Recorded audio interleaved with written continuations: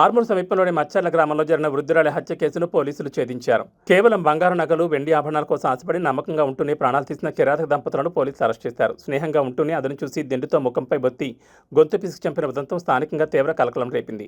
నిందితులను అదుపులోకి తీసుకున్న పోలీసులు వారి వద్ద నుంచి బంగారు, వెండి ఆభరణాలు స్వాధీనం చేసుకున్నారు.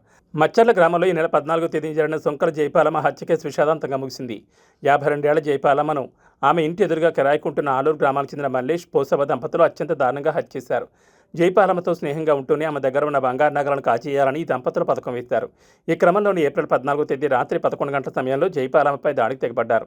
ఆమె ముఖంపై దిండు పెట్టి గొంతు పిసికి ప్రాణాలు తీశారు. అనంతరం ఆమె మెడలో ఉన్న బంగారు పుస్తల తాడు, చెవులు, కమ్మలు, మాటేలు, ముక్కుపుడకతో పాటు వెండి పట్టీలు, మెట్టిలను దొంగిలించారు. అంతటితో ఆకుండా బీరువాలో ఉన్న రోడ్లు కూడా ఆభరణాలను కూడా తీసుకుని పారిపోయారు. బాధిత కుటుంబ సభ్యుల ఫిర్యాదుతో రంగంలో దిగిన పోలీసులు దర్యాప్తును వేగవంతం చేశారు.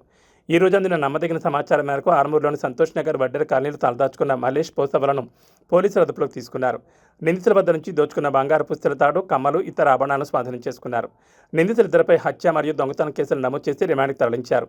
నమ్మకంగా ఉన్నవారే ప్రాణాలు తీయడంతో మచ్చర్ల గ్రామంలో విషాదచారాలు అమ్ముకున్నాయి.